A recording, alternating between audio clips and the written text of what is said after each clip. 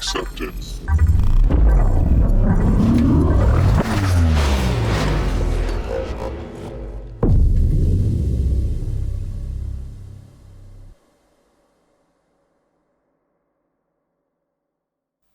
And with this, we would like to welcome you on this Birds of a Feather, which is the term I haven't known, that is titled, What Does the Little Frog Has to Do with Cybersecurity or Keeping Your Kids Safe Online?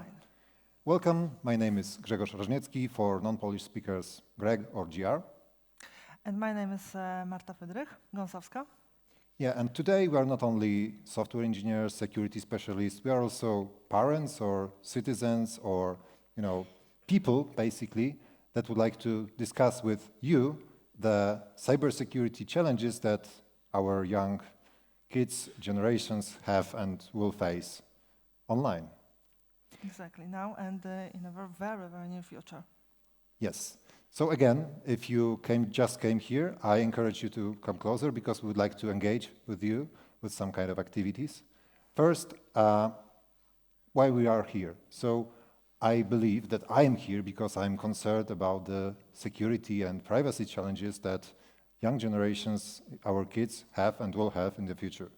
Why are you here? Obviously, you chose from some different tracks, consciously, I believe, that you maybe care about cybersecurity, maybe you're a cybersecurity expert, or maybe you are a parent, or maybe you are an uncle, an aunt, or maybe you just want to discuss an interesting topic here. And what are your values that brought you here? And by values, I mean maybe you are, I don't know, you are privacy guy, so you value privacy. Maybe you care about other people in society because you have the soft spot here. There are plenty values you can choose from, and if you were to choose 3 of them, you would see that we are different in terms of what values. And it's not for you to read this; it's for you to be conscious about the different approaches to life and to challenges in life, especially to cybersecurity and privacy. And this actually, from my perspective, started very, very interestingly because I wrote a LinkedIn post, and Marta read it.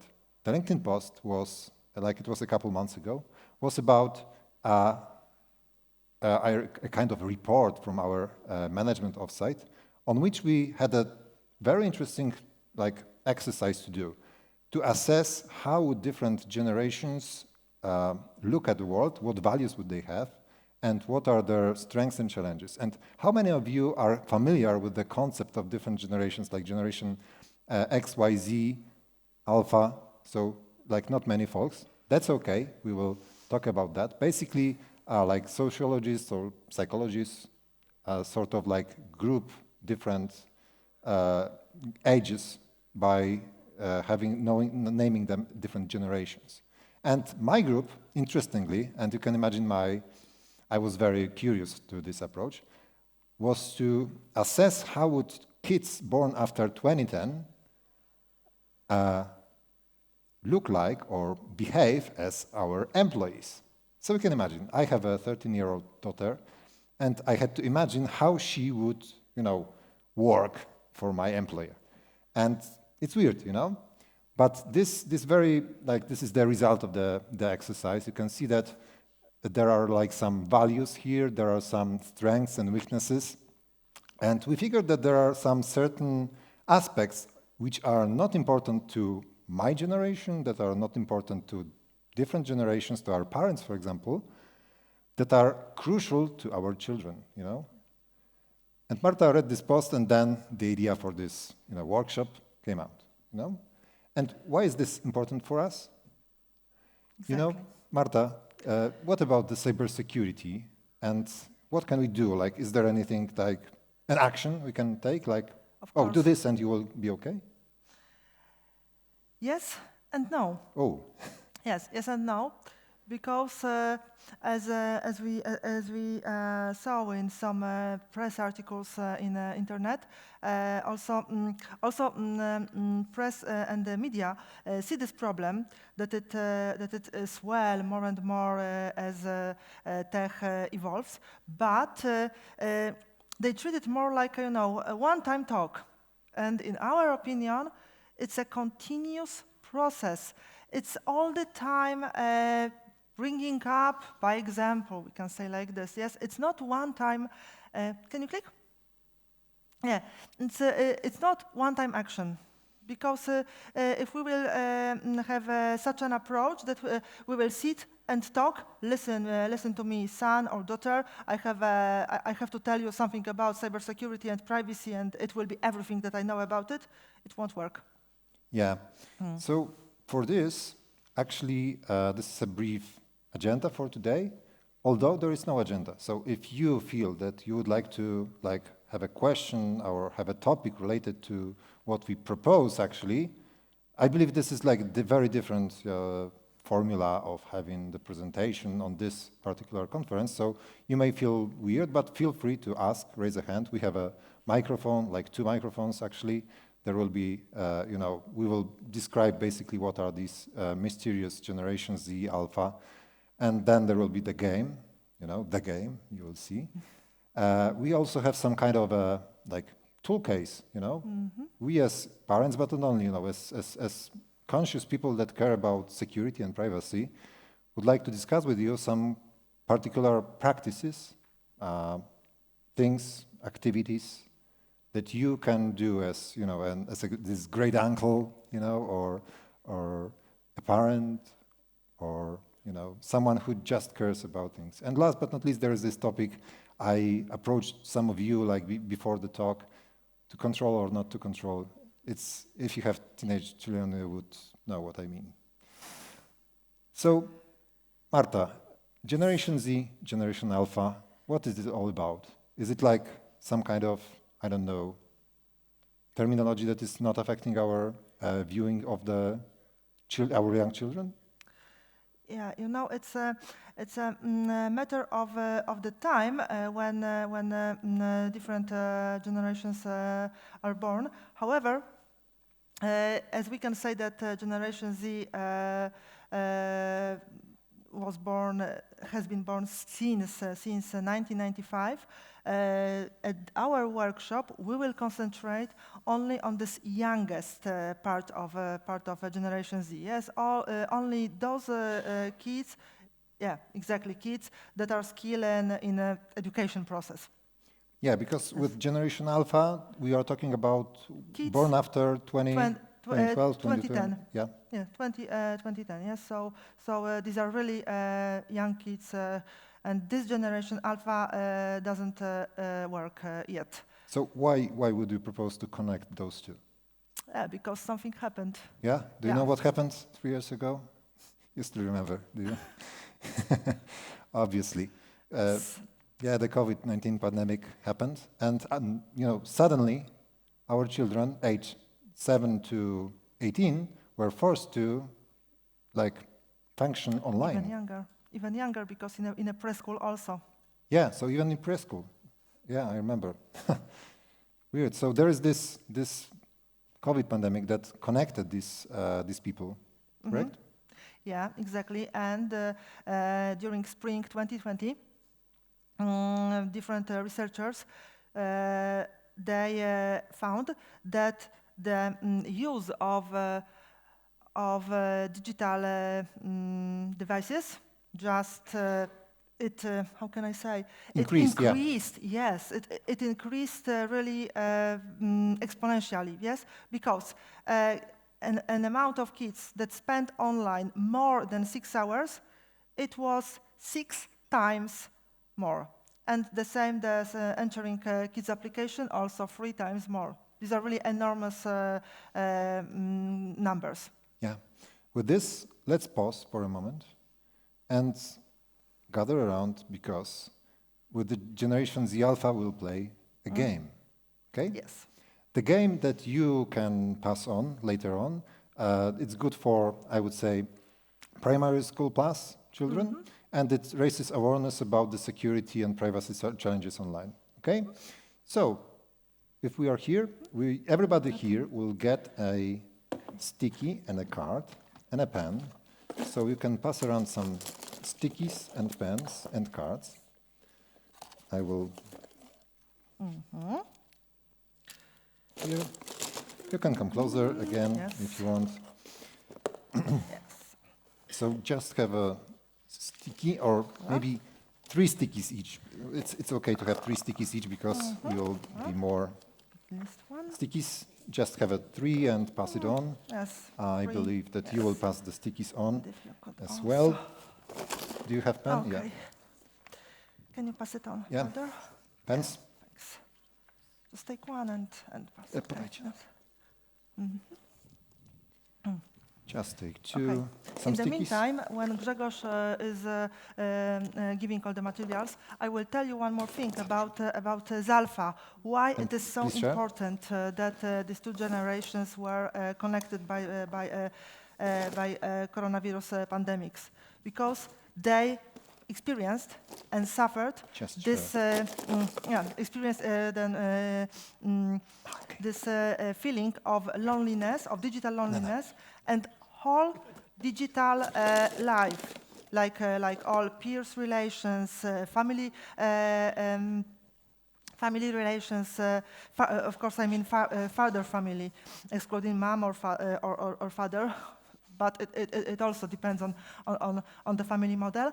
And we know that this experience was for them fundamental, and it for sure influenced them. We don't know yet how much, in what scope, and what results it will have in future. But we cannot forget that for this 2 generations, pandemic COVID was and this digital experience of total immersion was really fundamental common basis. Okay, so I would like every of you who has this big white sheet of paper to draw a logo of a social, some kind of service that you use. It can be Facebook, Instagram, YouTube, Twitter, whatever. And just, you write a logo and you pass it here. There doesn't really have to be many of them. We will see what are the most popular. You can give me. Yeah, the big cards, the big white sheets, A4 sheets of paper. Just draw a logo quickly.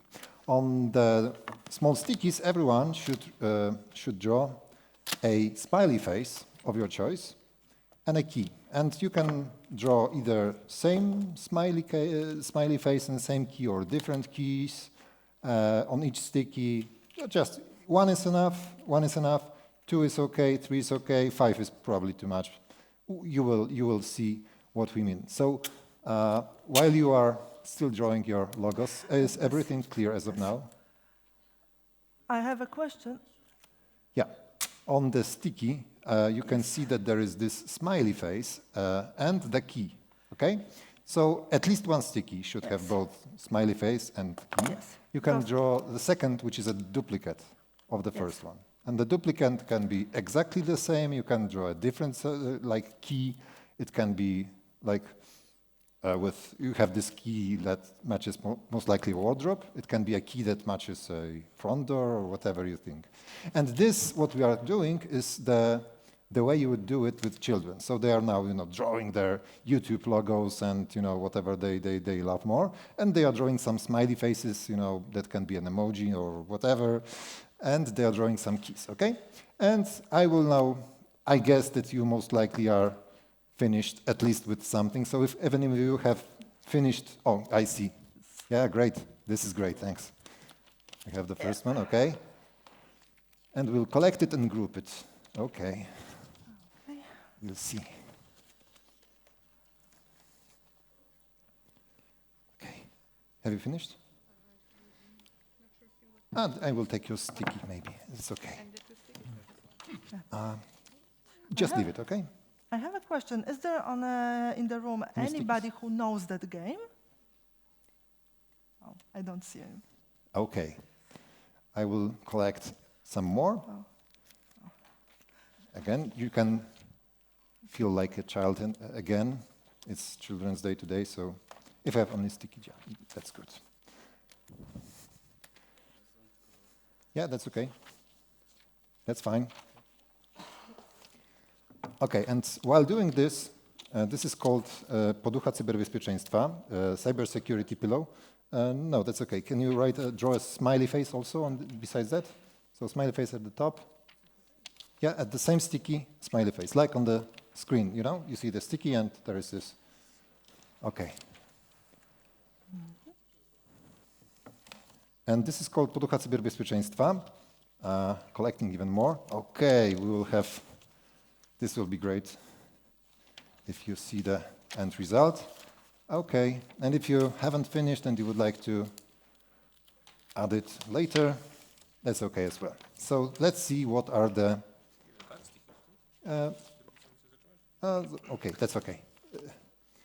So we would just group it, and What if do we you... have here? Yeah.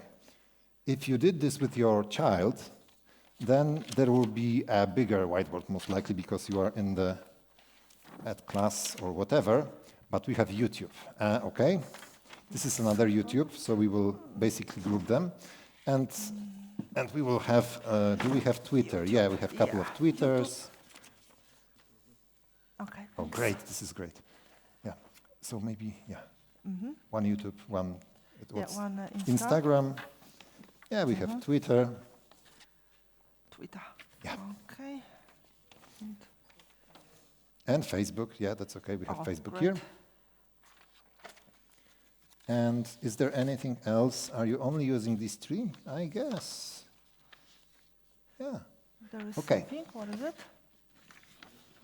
Oh, Facebook. Oh, yes, great. also. So if you had now the class full of children, they would basically be asked, please go to the whiteboard and attach the sticky with the one sticky per service to the service that you use.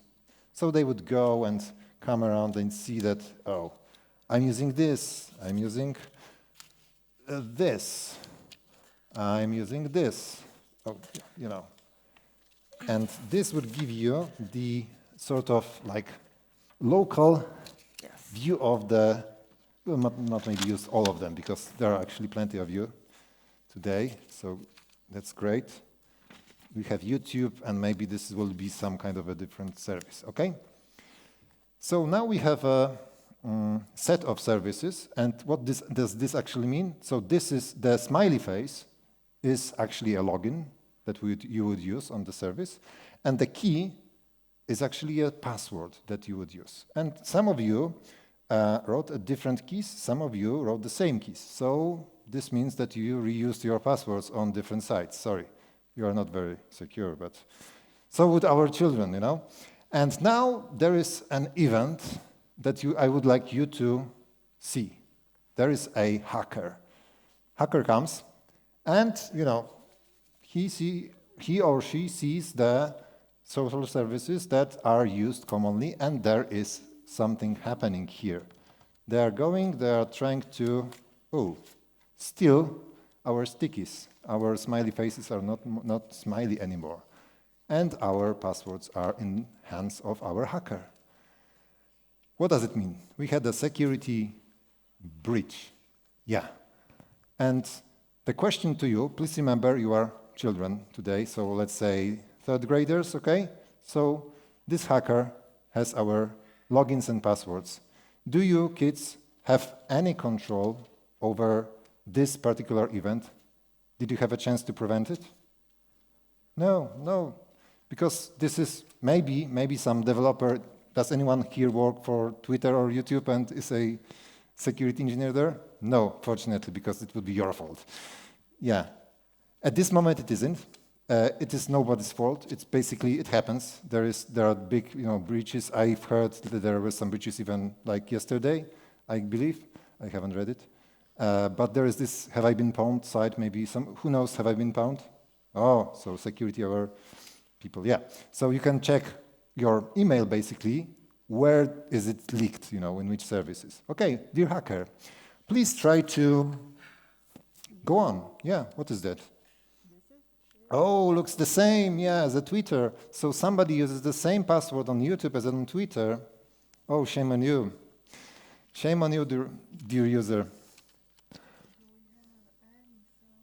And why this activity, why this reusing password is bad, dear children? Can someone, maybe we will have some full sentences. Who can tell me? From the back? Okay, I will run. That's why I asked you to come closer. We have the first volunteer.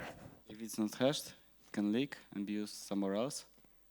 Yeah, so this password is the string that you put that is not hashed. Okay, the website has it hashed. The question is, what happens when you reuse the password on different site? And if it's hashed, If it is hashed, in backend it's hashed. if someone knows this password, Yeah. some way, it can use in the different websites. Yeah, you are very, very smart for a third grader, but thanks. There is this concept, who knows the rainbow tables here, dear children? Oh, you're very aware. Yeah, so dear children, rainbow tables is something that is basically trying to find out your password without actually knowing your password, because the password is sort of blurred in the database down there. It's okay, but the attacker can guess what that password is based on the rainbow tables. Okay, so we have this kind of breach. Can you do something about this, dear children, about the reusing passwords? Anyone? Who wants to answer? Yeah, dear children, yeah. We have a volunteer here. Should use password manager. Yeah, great. Do you use password manager at third grade? Nice. What else? Just simple fact, don't use passwords. The same password on a different site. And this, because you are so smart, you sort of went too far, because dear children, you can't remember all the passwords, use password manager. Okay, yeah? Use two-factor authentication wherever it is possible. Yeah, very smart class today. Thanks, it's great. Yeah, you can use two-factor authentication. Basically, it will send you an email or an application that you would have with some changing numbers. Yes, great. Anything else? Oh, very, very smart. Oh, this will be best class ever. So just use the UTF keys. Oh yeah, so physical keys is also something to use besides that. Okay, and our hacker, thank you very much. You were very, very, very good. Okay, moving on, this is the link to the, you can basically Google in Polish. Yes. It's available in Polish. Yes. Polish, English, Ukrainian. English and Ukrainian. Yes, yes, and this is game developed, as we are on developers conference, by the team Digital Code, mainly from ISSA association. Yeah, and it's called Poducha Cyberbezpieczeństwa, Cybersecurity Pillow in English. Okay, so this is one kind of an activity that would like to present you like a tool that you could use in order for you as an adult to engage with a child on some kind of, fun or meaningful from their side way of explaining what are the risks of being online and what are the privacy risks connected to that, etc.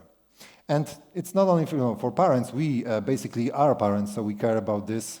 And I know that many of you, I've spoken with some of you before, are not parents actually, but care about like the future generations. Because remember, in 30 years, you would be most likely approaching your retirement, and these kids will be, for example, creating a legislation that would basically regulate the cybersecurity and privacy aspects. So it's up to you, me, you, and every one of you to have to raise the competencies they have in order to be aware about cybersecurity and privacy. Exactly. So, tool case. What do we mean by that, Marta? Yeah, this is a case of competencies that me and Grzegorz think that because you can find a lot of guides, yes, but it's impossible to follow all advices. So we just choose four competencies that we think that they are crucial. Yeah, and it's important to us. I believe that's why I asked you, why are you here? I believe that after this, you are still here because it's important for you. So we feel obliged to, if you have any questions, please raise a hand and we will go to you with a mic. Besides that, there are also some hard skills that we can teach to our children. Exactly. And STEM, do you know what STEM stands for? Does anybody? Yeah, because when I say it, it's like... Science, technology, engineering, and maths. Yeah, and if you were, again, third graders, great. Great for you. You have either great teacher or great parents. Yeah, this is also a case. And again, please treat all of this as our options. It's not mandatory to use it for you. You can disagree. Again, here it's a mic.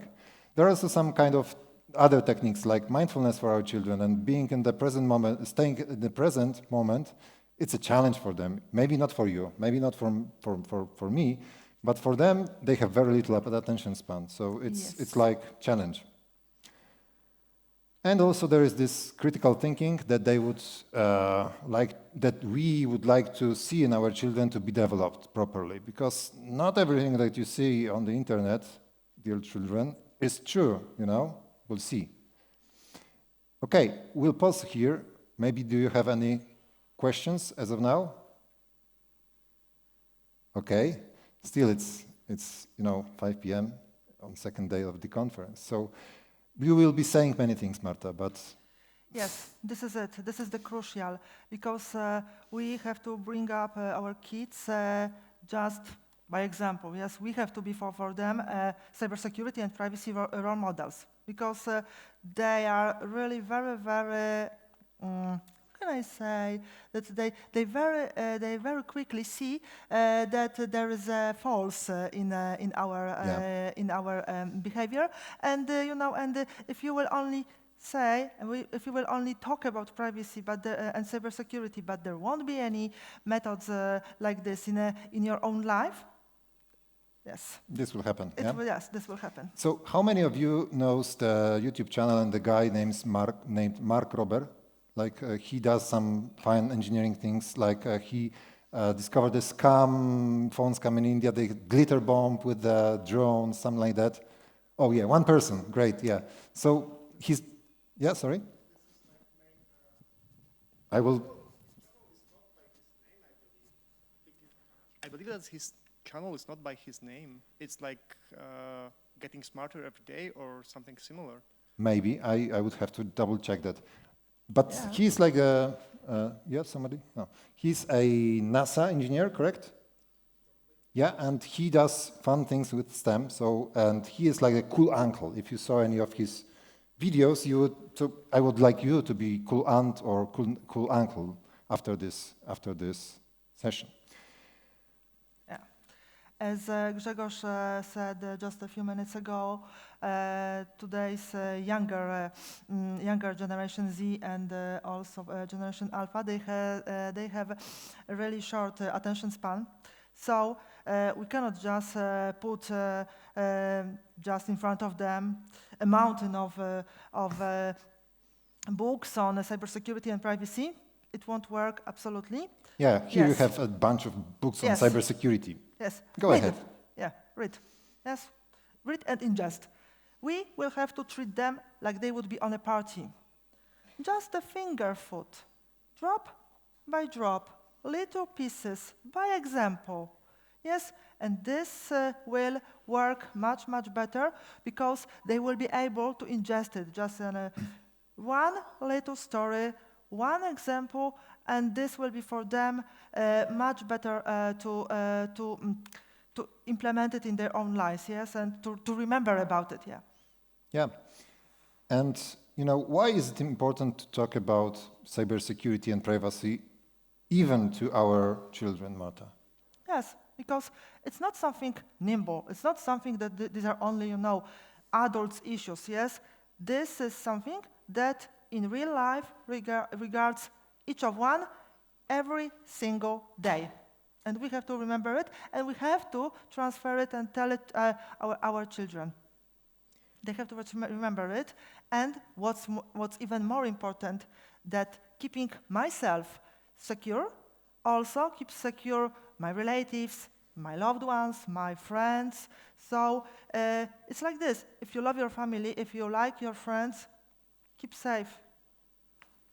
And one way of doing this is, for example, using different secure tools. Like, we are not advertising anything, but Yes. if you are, like, you can tell, like, oh, you see, this is a brave lion, you know, and he is better in browsing the internet than this weird ball that has 3 colors. I don't know, you know, Yes, and or there's a funny duck, yes, Quack, for quack. example. exactly. Yes, there's really a plethora of privacy-enhancing tools, and we are not only we don't only have to use 3 of them, just these surveillance tools. We can choose also this that respect our privacy. And if adults, if parents, uncles, aunts will use these privacy-enhancing tools, so children will rise in this privacy culture, yes, and they will feel that they become adult, feeling that privacy is a value and it is necessary to respect it. Yeah, what's more, it's Yes? all about, yeah. There's one fault in this thinking, because as my experience is, children mostly learn from their peers. And we are fortunate here because we have a knowledge about these technologies, we know about end-to-end security, encryption, and so on and so on. But for example, in a group of kids that I learned, they won't use Signal. They will use Messenger because Messenger is most common in their class. So basically, even if I will tell them that you have to use a good encryption and so on, they don't care. Because if they can't communicate with their peers, it just don't work for them. Yeah, that's why it's not one-time action that you would say, oh, use Signal instead of WhatsApp or Messenger. It's not that. It's like a very complex, set of Yes. choices, maybe. It's not that using Signal and telling your kid to use Signal will make it okay. Yeah, but at the same time, even though we want to tell them how to use it and we show them, it won't work on long term if their peers won't use it. And unfortunately, from my point of view, because a lot of parents are not aware of these security problems because they are not specialists and we don't have a good education for parents, it is extremely difficult to enforce this and make it happen. Yeah. Yeah, Yeah. Yeah. Yeah. I have the second mic. Yeah. In my kids' classroom, the parents forced us actually to use WhatsApp, right? And we said, no, we don't want to use WhatsApp. We've already resigned with that. And they said, oh no, but we said let's use Signal. It's secure. It's more secure. And they said, oh, I don't want another one. Yeah. And right now I'm forced to use it actually. So what about the kid? We are parents, right? What about the kid? This is really a tough thing. I had the chance to convince my whole family, to use Signal instead of WhatsApp. So we have the family group using Signal. So it's like a start. If approaching family members is easier than class, parents. Maybe this is the start. But yeah, that is a very, very valid challenge. Yeah, that is why we are doing this workshop, because we know that it isn't easy question, just yes or no. It's not black and white. Yes, there's a whole gray between that. So yeah, these are these issues between what parents want and what my peers in school want. Yes. Yeah, and because we try to sort of maybe not modularize, but dig into the different parts, you will see that there are other topics as well. Because the privacy and cybersecurity also affects our and our children's mental and physical health. Yeah. Exactly. Because there's in scope of, for example, physical security. When you are passing street, staring at the phone, it's much more easier to be hit by car than when you just put it to your pocket. Yeah. So this is the obvious relation. But they are also relations not so obvious, and they are also creepy. because, for example, especially for young girls, there are forums and. So do you know this logo? Anyone knows this logo? I know it because Marta told me. Yeah, you see, and most likely it's possible that your daughter knows this, for example. Yeah, For Marta? example, yeah. These are groups, they call themselves butterflies, and they just promote anorexia and other, how can I say, feeding disorders. And they force girls to be as thin as possible, and unfortunately they have many death cases caused, yes, so. Yeah, and this is only a tip of an iceberg, you know, and this is like only a sample group that you as an adult, you wouldn't even imagine that it could exist. Like we were talking before the talk about the groups on how to hack the family link, you know. Children will manage to find some things, you know. Yes, and there are also so popular beauty filters, for example, on Instagram, that is proved that they have a really great bad destroying impact on mental health of especially younger girls. Yes, in this group, 10, 13 years. Who knows the term toxic beauty? Yeah, like have you heard about it? Yeah, and who has a daughter who you think that it's not for her? Yeah, I thought that, but there is actually, you know, I don't know if you've seen the campaign from Dove. We would not play it here, but you can Google Dove campaign Toxic Beauty. It's very like touching and feeling video to see about the beauty. Yeah. Looking for hands. I don't see any, so let's move on. And that's why you have to basically explain our children and, you know, you as an adult in a simple terms. And simple means, oh, you don't have to, it wouldn't be simple to say, oh, toxic beauty is bad. It's not like, what? There is a different like way to do this. And there are some, does it work? Okay. Marta? Yeah, we just have to, by occasion, tell our kids that there is no any mystic hacker that will that this is the only person that can harm them. It can be also their best friend from school. They will not wear this, you know. Yeah. The person who can bully them will not would not be visible as a hacker, correct? Yes, and we also must explain that our kids are kids that we know just and we care about. That all these people who try to harm them online, they think that it is possible because they are anonymous. Yes, and as for them, we should tell them that there's nothing like just that online anonymity does not exist. Yeah, the same goes if something is on the internet, it stays on the internet forever, basically. Yeah. And it's worse if you even put the personal data there. It's like the thing that you cannot just say, oh, by the way, don't put personal data on the internet, you know, mindlessly, dear child. It's not like that, you know. You have to think about it actively. And for this, you can, for example... Yeah, we can recommend you one really great book, The Ironmonger. As for now, this book is only in English, but I hope that soon this book will also be accessible in Polish. So it's a fairy tale. It's a tale for kids on privacy.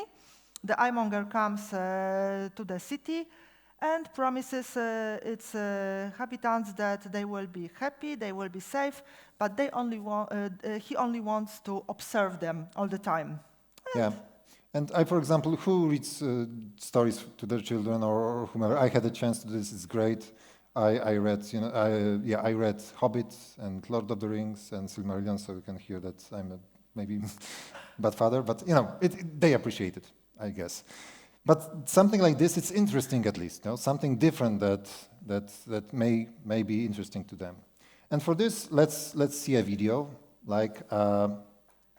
it's from New Zealand's government campaign for the cybersecurity challenges. Oh, do we have sound here? Albert, At LBO7 on Insta. Sarah and I are buddies online. How old are you? Me, 13. Just joined TikTok as well. It's fire. So, what school do you go to? You know, boys home. Hey, Sarah, it's me, Albie, in real life. Lit, huh? I've been practicing that dance we were talking about.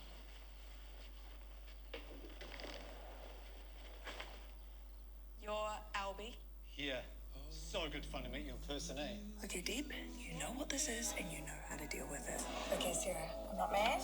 You and I have to have a bit of a chat about talking to strangers online. Oh, Albie, you're not invited. I'm calling the police. 40% of young Kiwis have online interactions with people they've never met in real life. Keep it real online. Get help and advice at keepitrealonline.govt.nz. And meanwhile, do you know the term grooming? So this is basically what it's all about. You are talking with Albie 13, who turns out to be somebody else. And while I'm looking for slides, can you talk something about cyberbullying also? Yes. We have to tell our kids that if they suffer any problems because of their peers online, so they always should tell it to adults. Yes, to those whom they trust. So, for example, this is one of advice. If something happens, don't. How can I say? I won't be angry. You can trust me. I will help you. But tell me about such things. Yes, we just have to make our kids sure that they can always trust us. Okay, because the YouTube video broke my workflow, I will skip it, but this is another story from the New Zealand government about the cyberbullying.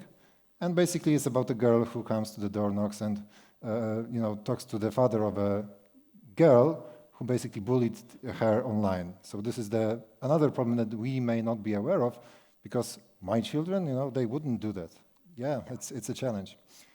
So how to approach this, and you should,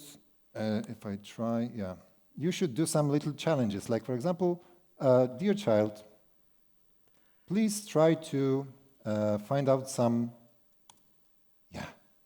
sorry about that. The password that is hard to crack.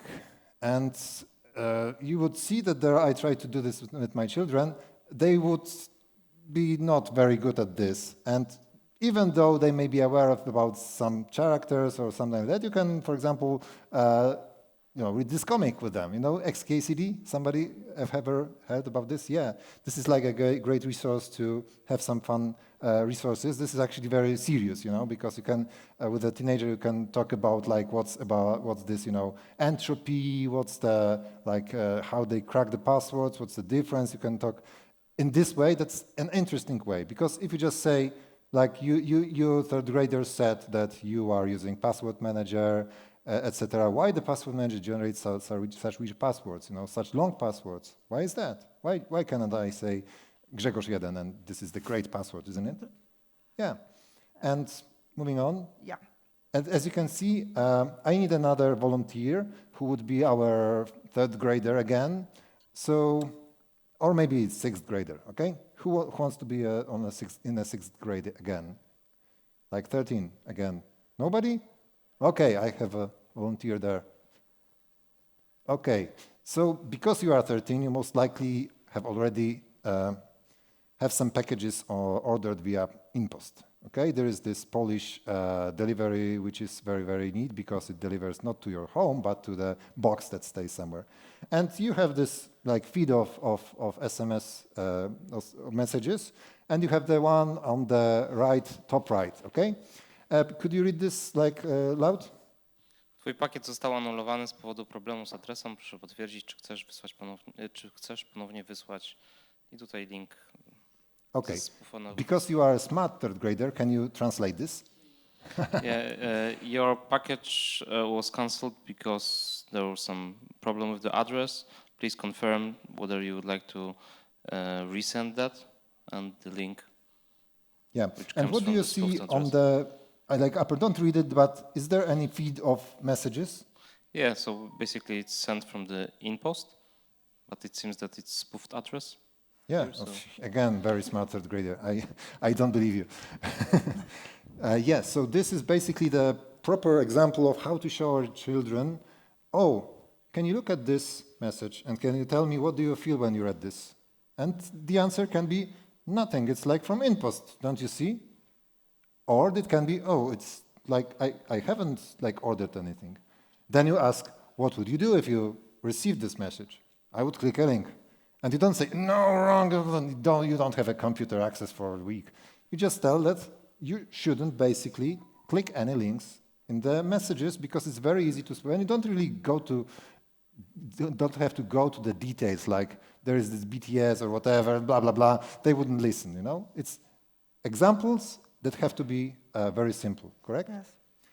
And if we are talking about the hard skills and BTS, maybe there is a smart child that would like to know the underlying technologies, but it's not number one priority to teach them like what the encryption is and what's the difference between symmetric and asymmetric encryption. It's not really about that. It's about finding a way to teach them like in a way that's accessible to them. Do you know any of these sites or any of this stuff? Like who recognizes something here? Yeah? Yeah, please use your mic. You don't have the most important one for the young kids. Which one? Because you don't have Scratch here.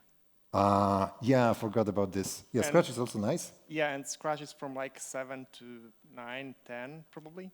Can you explain to those who maybe don't know what Scratch is? Okay, so basically Scratch is something created by MIT guys, and you can program there with code blocks, let's call it like this, and kids can create their really fantastic things. Like they have games there, they have utilities and so on. Yeah. I strongly recommend if you're a parent or educator to check it. For yourself and for your kids. For yourself also. Anyone else knows any other like interesting STEM-related tools? If not, I will just continue. Minecraft is here because our kids love Minecraft. They adore it. I get it, you know. So there are some even programs, versions, or companies even doing very interesting courses to for our children, even for the first graders, that involve Minecraft, and they teach math, for example, using this. There are also sites like Omatmo. It's I believe in Polish. There are some fun exercises like there is a dinosaur day, and you have a dinosaur-related math example that you count and add and multiply using dinosaurs and stuff like that. There is like maybe some like harder skills. Even you can use Khan Academy or Pistacia. There are sites that have free courses of like mathematics from zero to hero even that are very, I would say, accessible for our children. In the small videos, they are available in Polish and English. Obviously, if you are like you can use Mindstorm to program again. It's like a next level after Scratch and also fun for a parent. So this means that like teaching mathematics or learning math, it doesn't have to be boring. That's basically the message here. Okay? I see a hand. I was constantly, you know, like I'm looking for hands. Maybe I missed the point, but how does this learning STEM relate to security? Because you might not be in the STEM, you know. Yeah. You are just in art, so you are like doomed with security, or why No. STEM? Marta, what's your background? Yeah. This is it that I mean, what's your background personally? Are you my personal background, yes. Yeah. I'm a lawyer. Marta is a lawyer and gets, you know, the encryption. It's not that you cannot discover, and being a lawyer is an art, isn't it? It's a challenge. Okay, that said, yeah, it's correct that not everybody has to, you know, be good at maths, but you can see in your child if, for example, they hate math because they hate the teacher or the school way of teaching math. The point is not to force everybody to be you know, fluent in maths, but to expose young generations to ways of, you know, knowing about stuff. Because if you want to know encryption, for example, in detail, you basically have to have some STEM-related knowledge.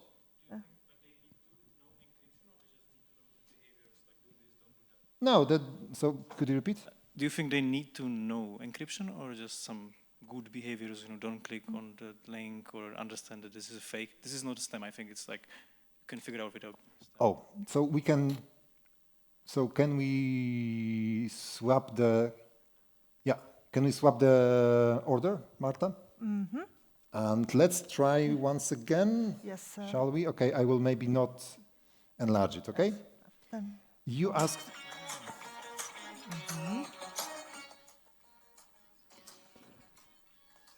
Yeah, because you asked if it's important to know what encryption is rather than just, seeing what's basically fake. Oh, what's basically a fake, correct? So is it what you meant? Yeah. So that's another example of how complex and deep this topic is. You cannot just say, "Oh, once my children get the encryption, they will be safe on the internet." No, it's not that. This is another way to approach your child and, show them the video. For example, you can find the version without, the combination. Sorry. Again, don't play it. Okay. Show them the video and ask what they feel about it, what they see. How is it possible, And what does it mean for them, for their, view on life, Because maybe until that point, you are a third grader, please remember that. Maybe you thought that everything that you see is real. It turns out it isn't, And nowadays, it's actually very, very hard to distinguish between, real and not real. And actually, the study shows that fake news spread faster than real news. Like real news, fake news. Yes, it's an issue, it's a challenge. Even 6 times. Yeah. So, and there are you can see easily how it's, for us adults, hard to distinguish between truth and reality.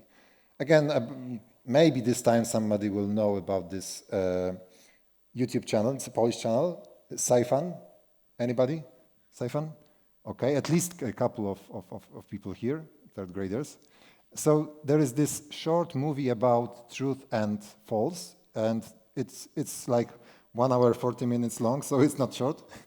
But it's a great example of how to basically say what's the process of verifying any information nowadays and how complex this topic is, correct? And let's go to the critical thinking and then go back, shall we? Yes. Mm-hmm. Okay. So, and this, for example, regarding fake news, there is this site, getbadnews.com, you can go there, and you can impersonate the fake news spreader. The game is interactive, we don't have really time to dive into it, but you can feel the process of creating fake news. And you would see that, oh, in order to fake news, I don't really need to be anyone. I just have to have followers.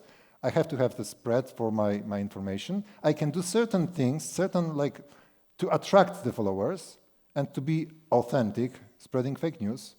And this game is available in many languages, I believe English, Polish, and dozens of more, so we can check it out yourself. There is also a junior version, I believe? Yes, there is. Get Bad News Junior. Yeah, and again, talking about distinguishing between the truth and false. With this race of AI, it has to be something about AI nowadays. So one slide, bear with me. You can spoof any voice. You can spoof your voice of your child, of your relative, parent, and you can phone, for example, I need another third grader, maybe one exercise. Who wants to be a third grader again? Any volunteers? If you may again. So, okay, what if I was your father and I called you and I told you that, oh, the yellow pickup my friend in the yellow pickup will pick you up at 2 p.m. after school. My voice, a phone, unknown number. I guess I would trust you. Ooh, okay, you are in third grade, so it's okay. Yes. But this is another example to teach our children to practical thinking of distinguishing the truth and the simplest thing. What would you do? Not a third grader, adult again. If you saw this situation, how would you approach it?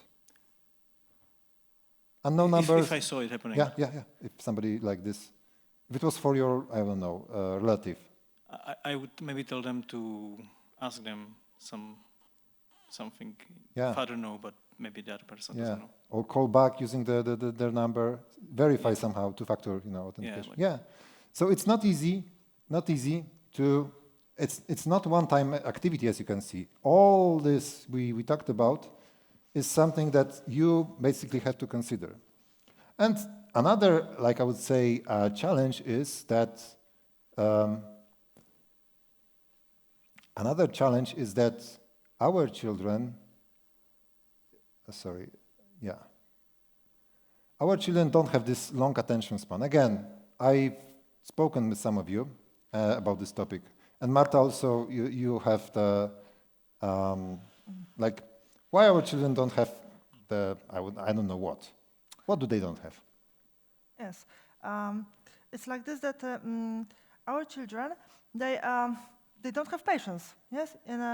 In fact, they scroll if they are teenagers. Yes. So they scroll all the time phones for newer and newer stuff, and we can see that their attention span is really, really short.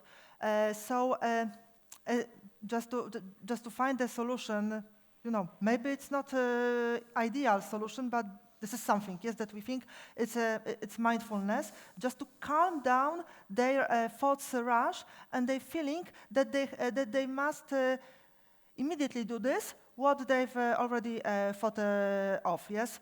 Yeah. So we think that mindfulness is the key, and this is this moment when the frog is on the scene. Yeah. So, for example, we have a couple of books you can, because it's a big room, so we can show you these books. You can look at this. The stories in these books are for children aged 2 to 12 even. It's about the green little frog that basically stays in a story in the present moment. And maybe the word mindfulness is a bit like vogue. Here it means that our child, like for example, I like, for example, playing chess. And I tried to play chess with my 8-year-old daughter, who should be able to play chess, but she doesn't really have attention required to do that in a way that it's fun for both of us. So it's not worth it. So that's why I would rather start with some kind of a short story in which our green little frog helps us to stay in the present moment, be calm, breathe, and see what happens. And observe the world. Yes, exactly. Yeah. And looking for hands while I move. There are also slides. other books on mindfulness, so you can see, you can compare.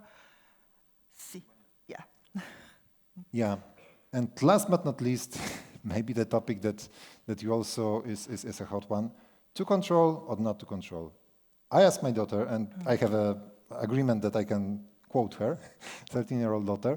Is it okay for you, or how do you feel with using this Family Link? Do you know Family Link? And it's basically a parental control on Android phones. It basically can set up some kind of limits per application or per day for their tools. And I asked her how she feels about it, and she said, "Oh, I don't feel good about it. I don't like it, but I get it. That it's because I know that I myself wouldn't be able to control myself to use the tools." Sparingly, basically, consciously. Yeah, so do you have any similar experiences? Do you feel that it is like a privacy, offense to use this with our children, with any child? It doesn't necessarily have to be you as a parent, but as a person. What do you think? Anyone? We have some mics here.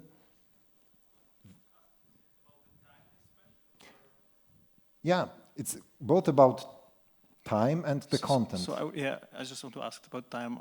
If you can see where they browse and stuff like that. Yeah, so you have even more, privacy and control geek. What can you do? I don't know the tools. You don't know the tool. Yeah, so the tool is simple. You can set the limits. You can also see what sites they use, stuff like that. It's on I would say, system level. So we have an Android phone, so the system basically is sort of hacked. But there are also some stories about hacking the Family Link. So it's not the. And maybe one more question. So you suggested those fancy browsers. isn't like a counter this that they the first hacker is your father. They want to see what you're doing. The first hacker is your father. Nice. Yeah. So here, the first hacker would be our child, actually, because I am I would say, the bad government, maybe. And they are the hackers, trying to get out of the chains. Grzegorz? You know what? But you are not the one who wants to harm your kid, right? Yeah. And first of all, your kid is not responsible in a way.